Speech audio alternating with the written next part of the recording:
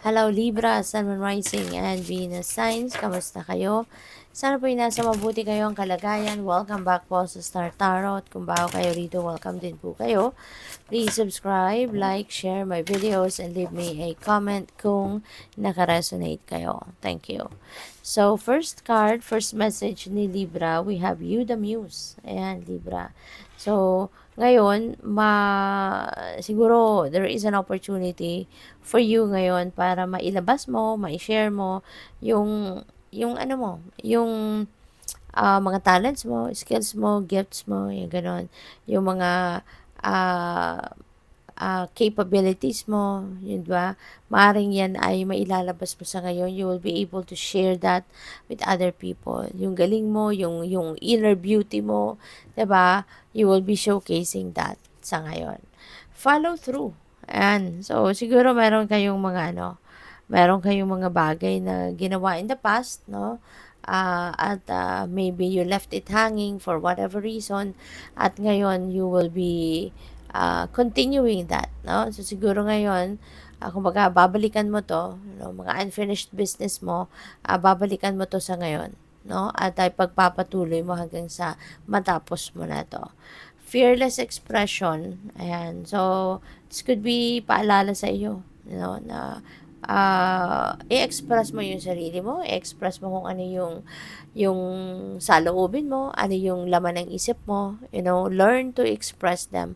Learn to have that courage para maipahayag mo, no? Kung ano man ang mga totoong nilalaman ng puso mo, ng isip mo, maging totoo ka sa sarili mo, 'di ba? And at the same time, kapag ikaw ay nagiging totoo sa sarili mo, mailalabas mo yung kung anong gusto mong sabihin, then in a way, 'di ba? You are also being honest with other people na kung anong kailangan nilang marinig from you, yun talaga ang sinasabi mo, 'di ba? Yun talaga ang pinapahayag mo. So, success in transformation. Ayan. So, feeling ko dito mayroong mga pagbabago na gagawin kayo. This could be your own decision to change. This is your own idea to create some change in your life. At magtatagumpay ka dyan. Okay? Magtatagumpay ka. Mapagtatagumpayan mo kung ano man ang mga bagay na to or mga areas of life na gusto mong baguhin or magkaroon ng pagbabago. Okay? So, which is good. So, tignan natin kung ano pa ang mga ganap for Libra. Let's see what else.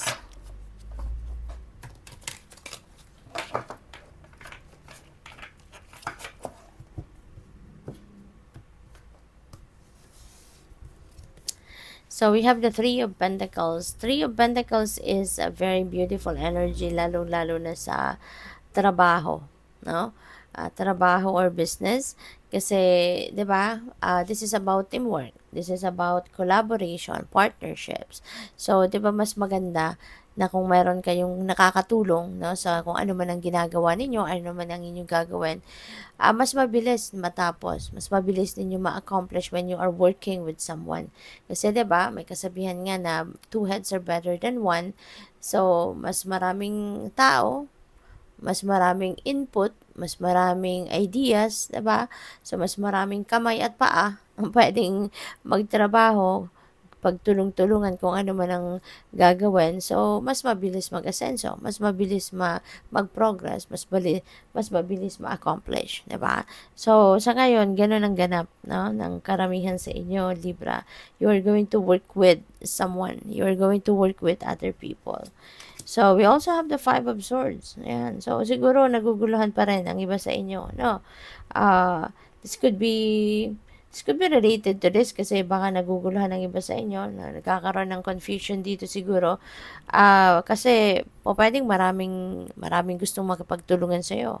'Di ba? Maraming gustong mag-apply sa iyo, no? Para makipag-partner sa iyo. Yung mga ganun ba? So maybe you are confused kung sino yung pipiliin mo siguro or baka nasanay ka kasing magtrabaho ng solo tapos ngayon biglang merong opportunity for you to work with other people. So, maaaring yun ang pwedeng kinako-confuse ninyo. Possible then na that is related to that follow-through energy. Maaari na ang iba sa inyo dito ah, mag-iisip at you're going to think, ano 'to, pagpapatuloy ko ba 'to or hindi? 'Di ba? Kasi nga, naiwan mo na yan in the past. So, maybe, naalala mo na yan ngayon and some of you siguro you are confused if you're going to start something new or you're going to continue with with what you have left dyan, no? Sa kung ano man ang unfinished business na yan. But things are going to to be all right, no? Masasaayos mo din 'yan. Mapagdedesisyonan mo din 'yan. At tulad ng sinabi ko kanina, parang ipagpapatuloy mo, 'di ba? Yung sa follow through energy, pagpapatuloy mo kung ano yung naiwan mo, yung unfinished business mo. So probably magkakaroon ka ng realization dito na ipagpapatuloy mo na lang yon instead na magsimula ka na naman ng bagong chapter. You are just going to continue on with what you have left at yun ang tatapusin mo.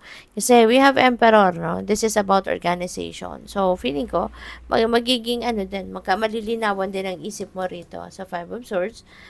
Yung confusion na yan, that will fade away and magkakaroon ka pa rin ng clarity. Magkakaroon ka pa rin ng magkakaroon din ng linaw, no, yung isip mo rito. Kaya, eventually, maayos din ang lahat. Si Emperor din, no, nakikita ninyo, sitting pretty siya. Kasi, siya, nasa person of authority. So, pwedeng kayo to na maaring nasa position of authority na kayo or pwedeng mapupromote pa lang kayo dyan sa sitwasyon na yan. And, possible din, no, na kung wala kayong ganitong situation, probably you will be dealing with a person of authority. Pwedeng meron kayong pakikipag-usap na gagawin, no, sa mga politician, sa mga nasa mataas na posisyon sa kumpanya, sa mga managers, mga ganong klaseng tao, no? Possible din, no, na ang iba sa inyo dito will be focusing on establishing, no, your money, career, and finances area. Pwede rin na kayo ay merong business, no? Siguro, kung may negosyo kayo, pag aayusin mong mabuti ito, palalaguin mo, at siguro ang iba magsisimula pa lang, no? Magsisimula ng business, magsisimula ng investment, magsisimula mag-save ng pera for the future, yung mga ganon, no? So, good luck sa'yo. We have Ace of Cups. This is beautiful. Si Ace of Cups kasi new beginning din ito. And, this is divine blessing coming your way. Merong mga biyayang paparating. Merong mga blessings na dadating dito. Ang maganda rito, ay mga blessings na to, gana kami na abundance. Sobra-sobra to para sa'yo, na ibibigay sa'yo ng universe. At ang maganda rito, this is what you need right now. Baka hindi ito yung pinagdadasal mo kasi yung mga kapangangailangan mo, not necessarily na yun ang wants mo, hindi ba? Kaya po pwedeng hindi ito yung mga gusto mo, but this is what you need right now. Kaya yun ang ipapadala at ibibigay sa'yo. Okay? So, good luck sa'yo. Thank you for watching. Love and light. Namaste.